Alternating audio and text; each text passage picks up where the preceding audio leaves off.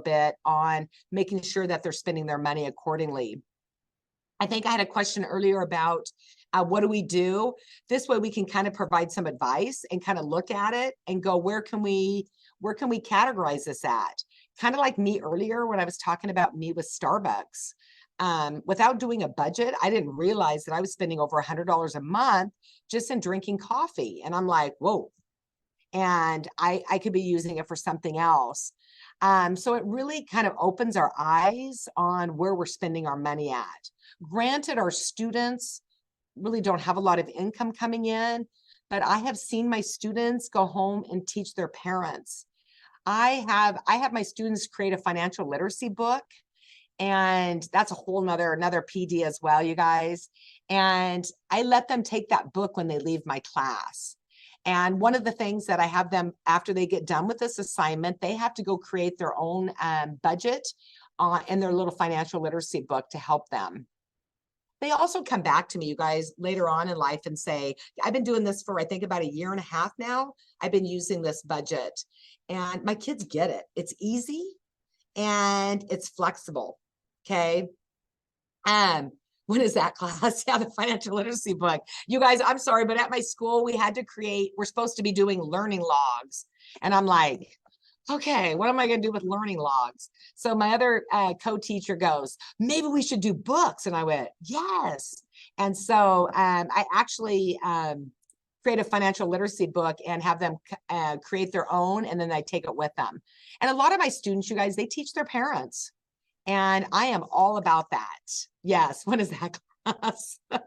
I know. And if you want, I can send you some examples. Okay, Holly, I can send you some examples of mine. Because I take a lot of examples. I do. It is a great, and it is so good. My students love it. I actually have one sitting up here as an example that my students use. And I can send you examples because I think it's so great that these kids can write down their information and take it with them, especially when it's about budgeting or investing or anything like that. Yes. And then I let them take it with them. So it's great. Oh, yes. And she said, oh my goodness, I taught with her. Yes. Okay. I love her. So anyway, you guys, on the 50, 30, 20 budget, what questions do you guys have? Any questions, you guys? Do you guys kind of understand it? Did I do that okay, you guys? It's so hard sometimes when I'm like on a Zoom, instead of me in the classroom, I'm like, woohoo, I'm dancing around. And Sonia, I just want to make sure. Sonia wants to know if the book would be like a portfolio, their financial literacy book. That's a great question. It kind of is. I take all the competencies, you guys, that the financial literacy, and I make sure they label each top of the page by each one of the competencies. And then every time we work on a different subject or content, I have them add it to it. And I think it's a great resource. And when I give it to the kids, I let them take it at the end of the trimester because it really helps them. And then some kids are so creative. I can't even draw a stick horse. And then they get these pictures and I'm like, holy cow. Yes. Yes. So any questions on the 50, 30, 20 budget? I hope that I was able to kind of explain it to you guys. So you guys can just take it right back to your own students. And that's why I like to do professional developments, because I want you guys to be able to have those resources that you can just take right back to your classes, because it's so important. And teaching financial literacy is a tough area to teach. And it is, because a lot of kids they don't understand it. Yes. And so let me see what else I got. No questions, you guys. We have a question here. We do. Yeah. I love questions.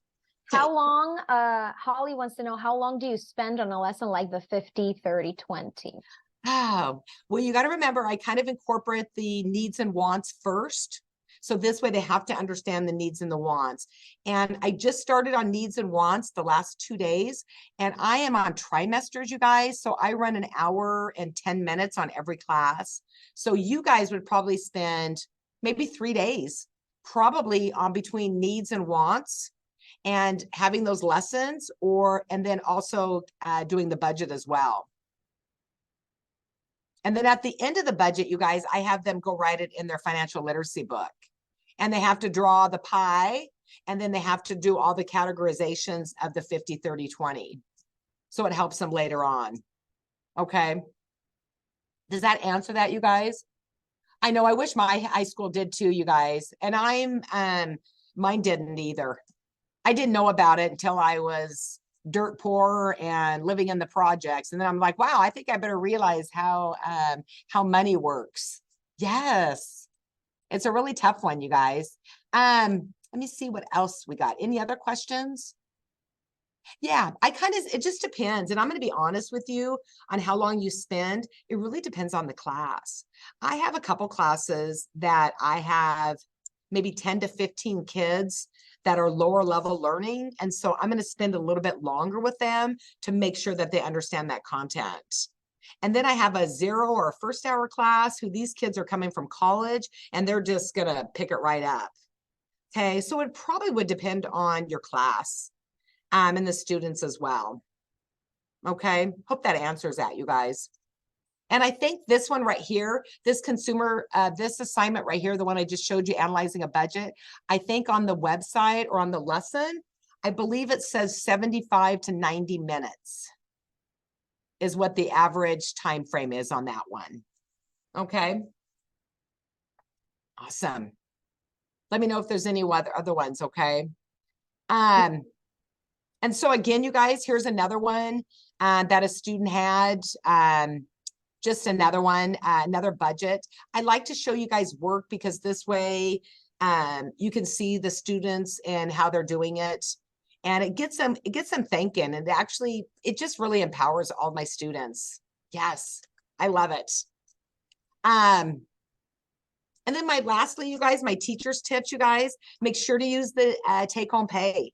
That is so important because, or the net income for their starting income on their budget. Because all the other budgets, you got to start from the beginning what you make. And it can be like so confusing. For me, it is, you guys, because then you got to figure your taxes and all that. And it's like, whoa. And so remember with this 50, 30, 20 budget, we are just taking the money that they bring home, that they put in their paycheck.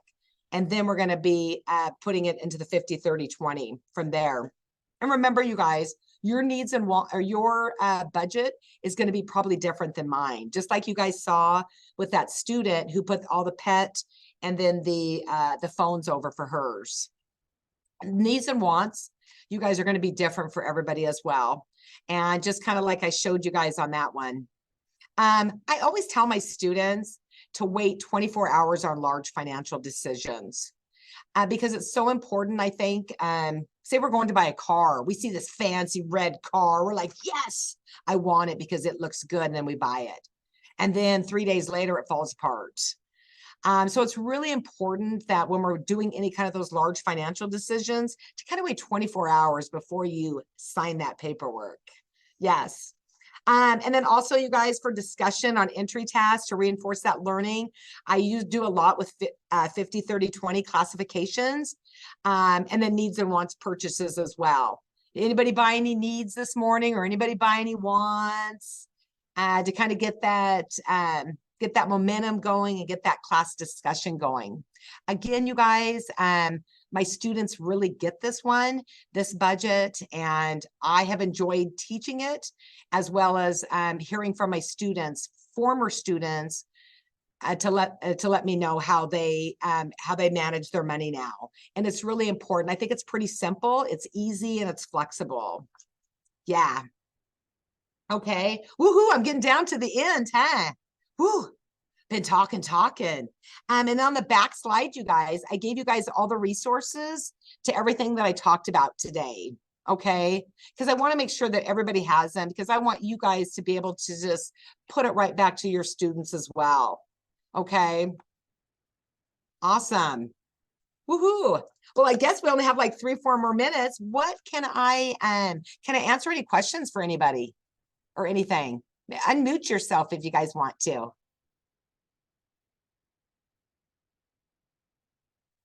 And we're like, yay.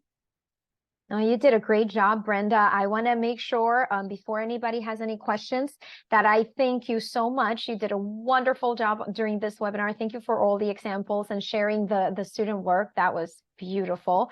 Thank you, participants, for being here today. I want to make sure I mention, if you're interested in getting the PowerPoint for this webinar, we will be sending you an email tomorrow, letting you know how to get that PowerPoint.